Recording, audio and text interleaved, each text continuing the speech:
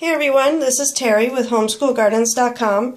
This is week 4 of my urban worm bag, and it's time for me to feed them for the 4th time. Last time I noticed that they are processing through the food much quicker than I was feeding them, so it's time to increase what I'm feeding them.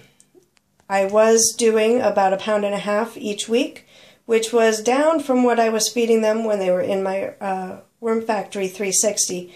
But I did have some problems right at the end there before I transferred them here with them getting too much food. So I wanted to start this container on more of a conservative side. But now that they're acclimated and they're doing well, they are powering through that food. So it's time to change things up a bit. So let's take a look to see where I fed them last. It was in this corner right here. Let's pull back the bedding. So we still see some of the food. You can see the red parts right there. These little things here are eggshell cartons. So let's find some worms.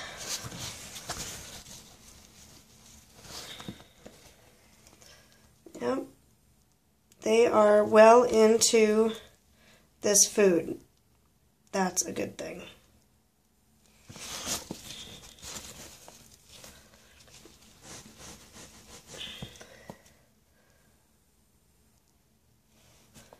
And the little white specks you see there are powdered eggshells. That's what I use for a pH buffer and for grit. So we still have some food there. Not a whole lot though, for just being a week old. So I did have a lot of herbs in this batch that I fed them, which is just left over from teas and infusions. And so those are going to be hard to pick out. I can see some little bits and pieces of there, of like oat straw and such. But it's going to be harder to tell if there's much food left when you use those tiny little herbs in there. So 2 weeks ago, I was over here. I see this looks a little bit dry, actually. So I may add a bit of moisture. So we still have some worms, but I'm not seeing much food at all in that corner. And of course last week we saw that there was no food left in the first corner that I fed. So what I'm going to do today is feed them stuff that is fresh from the garden. I have some Swiss chard that has started to flower. It's that time of year, it's getting hot, and all of our spring greens are starting to set seed. Alright, I'm back. I accidentally shut off the video camera because I dropped a little worm on my phone screen that was on my hand, and I was trying to get it off and I stopped it accidentally. So let's pick up where we left off. So I have some Swiss chard that I cut down from the garden. In our environment, southern Nevada, Swiss chard grows year-round. You can cut it back and it just keeps growing and growing. It takes a little bit of a break during the hot summer, especially if it's in full sun, but I've had Swiss chard that have gone for 3 and 4 years. And I cut one back recently. The base of it was 5 inches in diameter, which is kind of like a small tree. So this is one plant that I didn't want it to get that big and out of control. So I chopped it up some into a little bit, but it's bigger pieces than what I normally feed on my last videos that you saw. So it's going to take up a fair amount of space. I did weigh it, and it's right at 2 pounds with leaves and stalks and some flower buds and everything. So I'm actually going to feed it, instead of it taking up just a corner, I'm going to feed it in the half of the bin because it is a bulky feeding today. Let's see if I can show this. All right.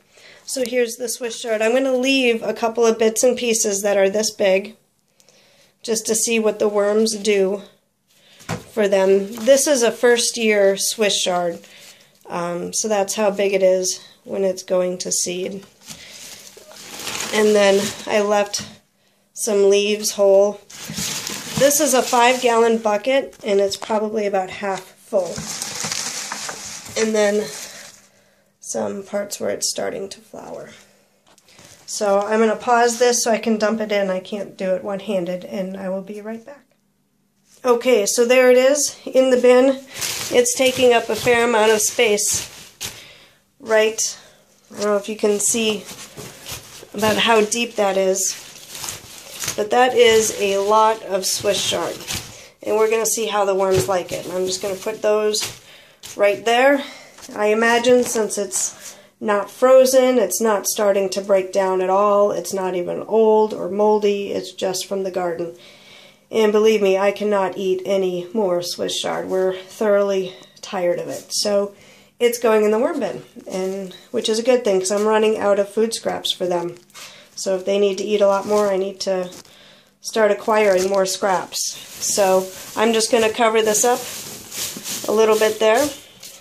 And actually I have some more bedding that I'm going to use to cover it. Actually, I forgot one thing. Eggshells. Powdered eggshells. I'm just going to sprinkle it over them for a pH buffer and grit. So I'm going to cover it up a bit. And that's enough cardboard, I think, for now. So I'm going to use shredded newspaper. And add that on top. And just kind of alternate with cardboard and shredded newspaper. As you see, the paper is a little bit more finely shredded than the cardboard. The shredder I have for the cardboard is not a cross-cut, so it's in long strips like this, which is fine. But my paper shredder is a cross-cut, so I'm just changing it up a little bit. Alrighty, so there you have it. This is the start of week 4. We'll see how they like this fresh from the garden produce instead of the frozen and thawed stuff that I normally feed them. And we'll see how long it takes them to get into it, and we'll check back in a week. Thanks for watching.